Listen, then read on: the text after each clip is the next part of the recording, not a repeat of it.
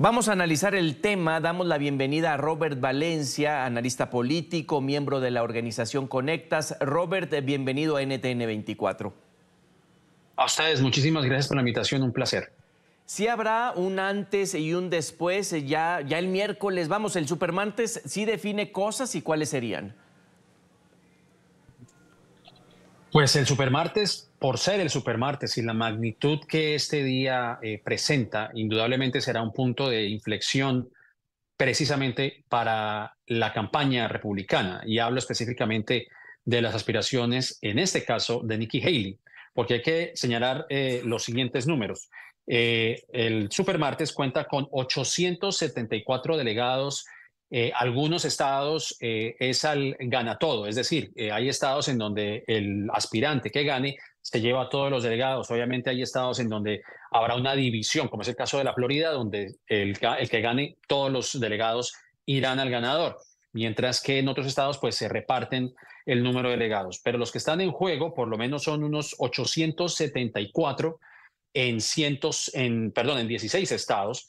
Y en el caso de los republicanos se requiere de 1.215 para llegar a la nominación. Así que evidentemente no es un número despreciable y todo apunta a que Donald Trump será el ganador en la contienda.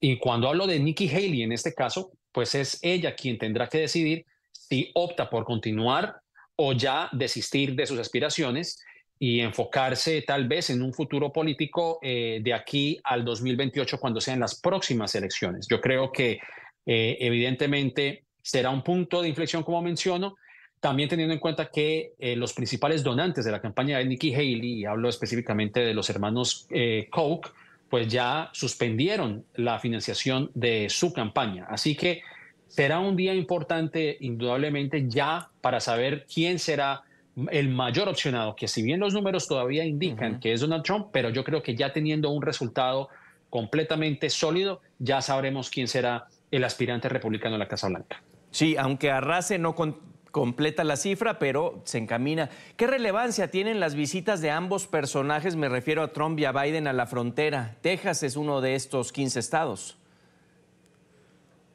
Sí, Texas es uno de los estados que está precisamente, que va a ser parte de esta campaña, de esta contienda el próximo martes. Y evidentemente con el enfoque o con la óptica migratoria es un tema importante porque es un tema político. Esa es la realidad. Aquí, desgraciadamente, no se está viendo el tema desde un punto de vista humanitario, sino el de tratar de prolongar esta crisis o lo que llaman la crisis migratoria de aquí hasta noviembre. La idea, por lo menos de la parte de la campaña de Donald Trump, es que esta crisis se recrudezca, que aumente el ingreso de migrantes, porque se sabe, es bien sabido que hay una tendencia en estos viajes migratorios que cuando entremos en la primavera, estamos prácticamente a 2 semanas, perdón, de que culmine el invierno, las temperaturas comiencen a ascender y esta llegada de migrantes nuevamente aumente.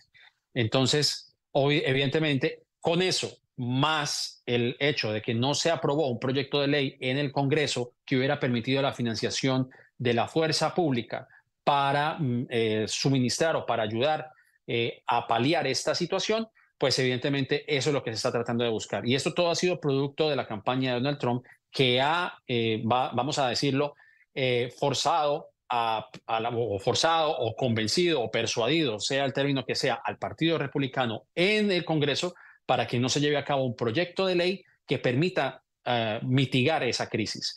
Y no en vano, el presidente Biden en su visita le dijo a Donald Trump que se uniera a su causa para convencer al presidente Johnson, el presidente de la Cámara de Representantes, a pasar un proyecto de ley, porque él sabe que es Donald Trump quien está poniendo trabas en este proceso. Evidentemente es un tema político, pero no podemos obviar que también este es un tema humanitario donde hay personas, donde hay niños, donde hay personas en necesidad que están buscando una oportunidad de asilo en Estados Unidos.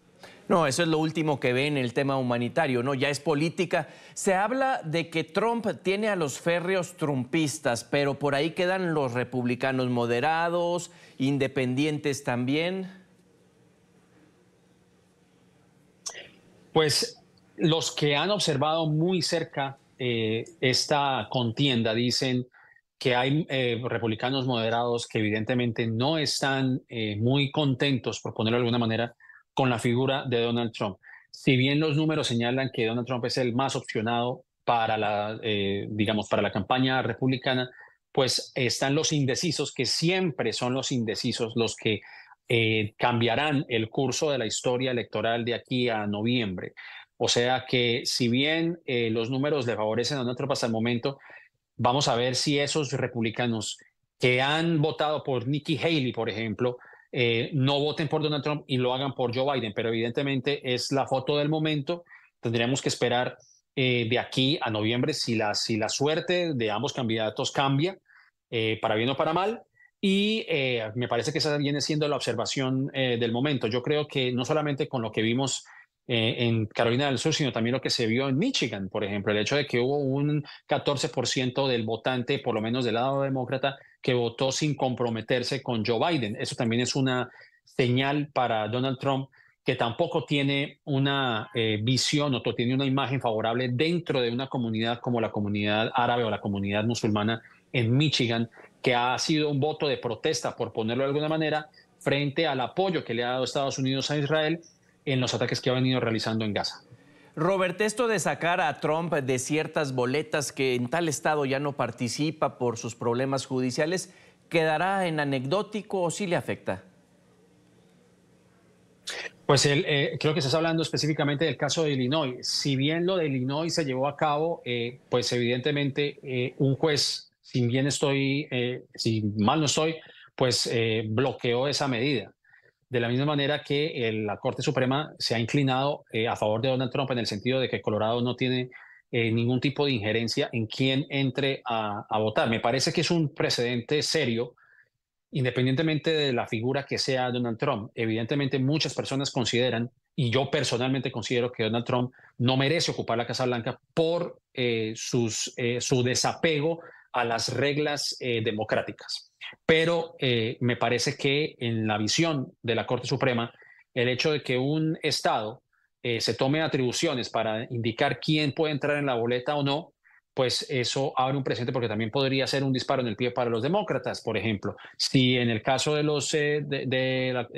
el caso de Colorado o de Illinois sean los republicanos quienes hagan parte de esa mayoría. Ese es el precedente que yo creo que se podría abrir, y es básicamente una entrada al vacío, por ponerlo de alguna manera. Me parece que lo que se debió de haber hecho, si la preocupación era de tener una figura como Donald Trump en la boleta, entendiendo que él tenía serias intenciones de revertir los resultados del 2020, como se ha comprobado, pues tenía que haberse hecho mediante la figura del impeachment, que claramente Mitch McConnell, que es ahora que se está retirando del Congreso o del Senado en este caso, pues no quiso empujar ese proyecto para hacerle un impeachment que lo hubiera deshabilitado políticamente. Pero como los republicanos no asumieron esa responsabilidad, pues ahora enfrentan incluso ellos mismos la amenaza de Donald Trump, porque hay que entender que Donald Trump es prácticamente la persona que tiene el control del Partido Republicano, y eso no le cabe duda a nadie.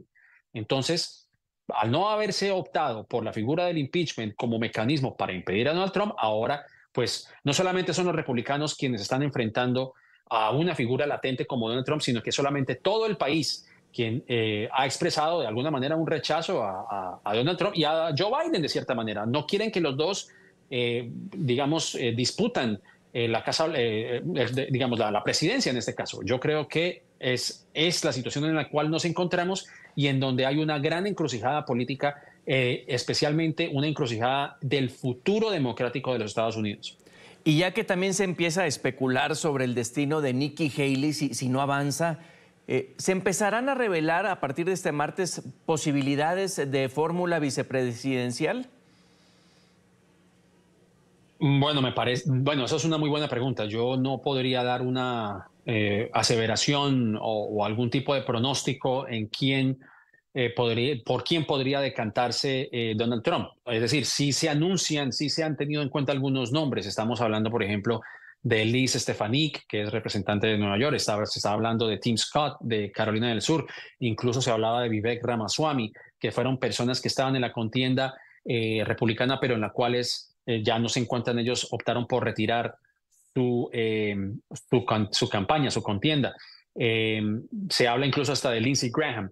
Ahora, yo sí quisiera concluir con algo muy interesante, y es el hecho de que alguien había hecho una observación, un analista aquí en Estados Unidos dijo que para ser llave presidencial de Donald Trump es casi que un acto suicida si tenemos en consideración lo que ocurrió el 6 de enero cuando sus simpatizantes querían colgarlo en una horca, digamos, puesta cerca del Capitolio, porque realmente la intención que ellos tenían era de cometer algún tipo de atrocidad en contra de Mike Pence, que fue el vicepresidente y de quien Donald Trump le exigió que hiciera un cambio de 160 grados en la preferencia del votante. Creo que eso obviamente está totalmente documentado y Mike Pence es una figura que está completamente ausente del Partido Republicano. Así que evidentemente son de estas paradojas, de estas ironías que surgen en esta campaña, porque como bien muchas personas señalan, ¿quién desea ser vicepresidente o figura